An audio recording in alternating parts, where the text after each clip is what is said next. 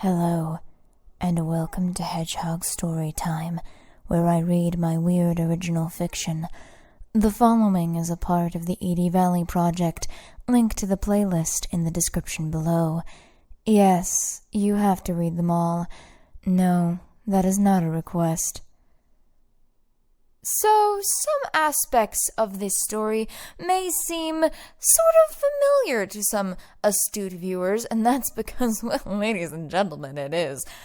The last story last week, I promised that was not the whole story of the story, because that was simply a legend, a rumor, a fantasy. So, here is the real story of Atlantis. I promise next week I'll get back to some established characters, but for now, here is Rabbit Heart, Part 1. It was Morna Diurn's favorite pastime to help Sir Jowan train the new guard recruits. Every few months he would call her to the training yard and would tell the adolescent recruits about the terrifying adversary they'd be facing that day, how she had traveled across the continent to a far-off mountain to train under an immortal sage, how she took out an entire army single-handedly, how she had faced a dire bear blindfolded with one hand tied behind her back and singing an old drinking song. And won. Though well-trained and handy with her blade, none of these things the old knight said about Morna were even remotely true. Morna was the youngest daughter of the king of Atlantis, the grandest city in all of Lemuria. She had led a highly sheltered life, but between the requisite court appearances and events, it gave her plenty of time to practice and train. Years ago, a famous adventurer had given the king a sword that many said was magic in thanks for his patronage, and the king had in turn given the sword to Morna, entirely without her mother's permission, she might add. The sword hadn't initially been intended for her, she knew this, but that had also been the night that Kelloc, the oldest son and heir of the Diurn family, had, well, a visit from the raven herself, the goddess Mor. Fitting, considering the sword's name, Brandau, the Black Raven. Every time she lifted her sword, she remembered that day. She supposed she always would. It lent a certain weight to her swordcraft that never ceased to surprise people, especially the guard recruits. Most of them didn't recognize her in her practice leathers and blonde hair pulled back away from her face, and she preferred to keep it that way. So Jowan usually introduced her as Mor, after the very same goddess. The intimidation usually worked right up until they saw her petite frame. The recruits would always relax then, maybe even laugh. They wouldn't be laughing for very long. On this particular day, Morna faced a particularly surly group of boys. "This is Mor?" asked a skinny, freckled lad, his voice cracking. "Aye, she is," Jowan nodded. "And what did I tell you about underestimating your opponent, Dervith?" Morna remained silent, staring calmly at the boys. It was part of her stoic, traveling swordswoman persona. "To naught." The lad, Dervith, looked sheepish. "Well, congratulations, you get to go first." Dervith stepped up to Morna, who narrowed her eyes, sizing him up. Then she drew Brandau, and the recruits couldn't help but gasp as they saw the blade. Brandau was thin and light, the steel dark and pliable as midnight. It seemed to absorb all the light in the air, and not even the jeweled pommel sparkled. Needless to say, the boy Dervith didn't last very long. His training sword trembled along with his arm as he swung. His technique was sloppy, his movements telegraphed seconds before he made them, and within 90 seconds he was down, clutching his wrist from the pain that resulted from Morna twisting the sword from his grip. For the first time since she'd laid eyes on them, Morna opened her mouth and spoke. "Who's next?" They all fell to her blade, one by one. Morna probably would have thought it boring had she not enjoyed seeing their smug faces crushed so much, and above all, she enjoyed the mystique. For once, people weren't bowing whenever she entered a room. At least, that's how it was until the steward approached the training group and did bow to her. "Lady Morna, your grace," he began, and Morna cringed as a chorus of whispers rose up behind her. "I know you said not to disturb you, but my news is of the utmost importance." "Go ahead, then," she fumed, sheathing her blade. None of the recruits would fight her now that they recognized her as the princess anyway. "Your grace, a storyteller has arrived at the palace." "Oh." Morna raised an eyebrow. That was important. Storytellers were often powerful magicians and knew many secrets of the world. It was custom to treat them with the utmost respect. As much as she hated the idea of another evening spent in the humid throne room, she dare not bring misery to her family, or worse, Atlantis itself. "Thank you," she nodded. "I'll come straight away." The old balding man bowed again and departed. "Jawan, I'm afraid I'll have to cut this practice, She turned, but paused when she saw that all of the recruits had taken a knee. Morna rolled an eye. Morna rolled her eyes. "Oh, sod off." Of course, it wouldn't do to greet the storyteller in her training leathers, so she hurried up to her chambers to change. They were located on the far side of the palace, past the ballroom and the barracks, and up towards the top of the western tower. There were 2 doors there, one to her room and one to... Well, she didn't like to think about what was behind that door. Her chambers were open and airy, and empty, she might add. She refused to have servants dress her. She grabbed something from a wardrobe, some kind of dress, though she didn't really care what, and ran back down to the dining hall as fast as she could in her stupid shoes. When she reached said dining hall, her father and sisters were already at table, with the storyteller seated as the guest of honor. He was an older man, small and thin, with a long hooked nose and only a bit of peach fuzz to shield his otherwise bald head. His heavy traveling cloak and ragged robes looked out of place next to her father and sisters, never mind the other members of the court who had come for dinner, all decked in the year's finest. All eyes turned to Morna as she entered, and the loud chatter turned to soft whispers. "Apologies for my tardiness," she addressed the storyteller, curtsying. "I'm afraid my previous attire would have offended."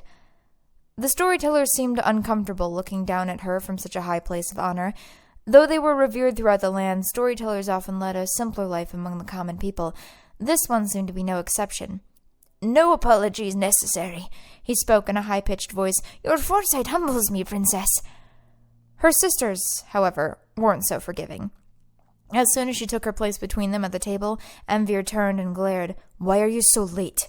she hissed through clenched teeth. "You could have brought dishonor onto us." Envir was the oldest sister, and over the last few years had been groomed as heir and future queen of Atlantis, ever since Kellick's passing. She took this duty, and everything else, very seriously. Morna knew that she would make a fine queen, but that didn't make her any less infuriating as a sister. "Dishonor? Who cares about that?" Rose, the middle sister, leaned over from Morna's other side. "We could have been cursed." Rose, to put it lightly, was flighty. She was a poet, a painter, and played the most beautiful songs on her harp, many of which were of her own composition. But like most artists, her fancies, and suitors, often ran away with her. The whole family wished desperately that someone would come along and anchor Rose to the ground, but so far, no luck. "What?" Morna turned to Envir, ignoring Rose. "Would you prefer I waltz in my bloody, sweaty leathers?" "I prefer that you take your position and your title seriously." Envir's mouth was tight. "Honestly, you're almost as bad as Rose." The aforementioned sister looked offended. "She is not!" "Storyteller!" Her father suddenly interrupted from the next seat over, as their voices began to grow louder. "We wouldn't have you grace us with a tale." The king of Atlantis was a tall, strong man, a perfect emblem of the city's strength. It was only when you got closer that you saw the sorrow and wrinkles that the tragedy of years past had given him. The storyteller nodded gravely and stood, creaking to the center of the floor as all the ladies and gentlemen of the court fell silent. He seemed somehow hesitant, and Morna frowned with concern. "I'm afraid I don't have a story of the past, your highness, but one of the future." "An augury, then?" The king frowned. "I would hear of it." Bowing his head, the storyteller began with trembling breath. "On a recent night, when the sky was filled with clouds, I laid myself down in an empty meadow, and just as I fell asleep, I beheld a most terrible vision in the clouds above. I saw a great evil, my king, waking from beneath the earth. It came and devoured Atlantis, then all of Lemuria, and finally the whole world." "What is this evil?" the king asked, standing in alarm. "I know not," the storyteller shook his head, "for I cannot see the truth. But in those clouds I also saw a way for this tragedy to be averted." Morna saw her father grip the edge of the table so hard his knuckles turned white. "Please, great one, I must know how to save my city." The storyteller closed his eyes, as if trying to recall the details of the vision. "I saw 2 people sealing the evil deep beneath the waves of the sea. The identity of one eluded me, but the other I recognized as a princess of Atlantis." Rose gasped next to Morna, and even Envir looked deeply disturbed. But surprisingly, even to herself, Morna's heart rose in excitement. The whole court began muttering to itself, but Morna hardly heard them at all. "Are you sure your eyes hadn't deceived you?" the king managed to stutter out. "My visions never lie." The storyteller shook his head, looking down at the floor in despair. Envir almost made to speak, but she was shaking so terribly that she couldn't even stand. Taking a deep breath, it was Morna who rose instead. "Where might one find this evil?" she asked. "At the very center of the continent," the storyteller replied, "in a temple forgotten by the ages." Morna's head tilted in recognition. Yes, she had heard of such a place, or really the expeditions of explorers who had gone looking for knowledge or treasure and had never come back. "Thank you," she nodded. "I shall begin my preparations immediately." She turned to leave the now silent hall, but her father stopped her. "Morna, my dearest," he began, "you can't just—" "Father, you know as well as I that this is the way it has to be." She smiled sadly. "No, I should be the one to go." Envir finally found her courage, standing as well. But Morna just shook her head. "Don't be silly," she intoned. "You're the heir to the throne. You can't just go gallivanting off on grand quests. And Rose, I don't mean to be cruel, but you won't survive a day out there." "More like an hour," she nodded hastily in agreement. "So if a princess of Atlantis is supposed to seal this evil, and neither Rose nor Envir are able to do it, then that leaves only me." Her father glanced downwards, his eyes clouding over. "Of course, you are right, my child." He sighed and put a large hand on her shoulder. "I give my blessing for your quest." "Thank you, father." She curtsied, then turned to the room at large. "I shall leave on the morrow without delay." She practically scrambled from the room, leaving the storyteller and her father to their separate miseries, in an attempt to avoid the cheers of the court. Only now that it was all settled did she begin to feel some modicum of fear. A long, dangerous journey awaited her, one that she may never return from. But she was the only one who could do it. Quite without meaning to, Morna soon found herself climbing the western tower to her chambers. The first thing to do was get out of these silly clothes and think of a plan. Having plans always calmed her. She could work through this. She could think of something. She always did. But before she reached the top of the tower and her room, she paused at the other door. It was small and unassuming, and most people just passed by it without a second thought. Morna already knew what awaited her behind that door, but she still approached it anyway, grasping the handle and pulling, seemingly in slow motion. The room beyond was dark and dusty, and Morna coughed as her lungs caught the stale air. It was a bedchamber, one that looked as if it hadn't been used in a long time. The carpets in the bed were old and moth-eaten, the canopy drooping pathetically on its frame. But the room was not unoccupied. "Hello, Kellic." Morna's voice came out small. The young, blonde-haired thing sitting stock-straight at the end of the bed with a vacant stare was not her brother, but she couldn't help calling it that anyway. Its gaze shifted to her, but it didn't say anything, just tilted its head to the side a little by way of greeting. It couldn't talk. Of course, some automatons did, but even though this one had some of the finest clockwork ever constructed, it had never uttered a single sound. If she wanted to, she could tell it to be her brother, and it would smile and wave at her just like he always had. It would do whatever you told it to. But although it had his skin and hair and eyes, although in her mad grief it was her mother's finest work, it would never be Kellic. Morna pulled the spindly wooden chair up to the bed, and the two stared at each other for a long time. He used to seem so big and grown up to her, a future king. Now this remnant simply looked like a lost child, even with its impassive, blank stare. But despite that, the automaton had always seemed sad to her, especially since her mother's failure had caused her to take her own life. Though, with a blink, she shook herself. That was probably her imprinting her own feelings onto it. "Kellic," she said again. It made her heart hurt every time, but she couldn't very well call it automaton or it, and that was the name it responded to anyway. "Kellic, I have to go away for a while." It tilted its head, and its eyebrows knitted together half an inch. Blast her mother's inventing genius. Sometimes it looks so damnably real. "I'll be back soon." The words almost caught in her throat. But if I'm not, if someone finds you, like Father or Envir or Rose, you do what they tell you, all right?" A single, decisive nod.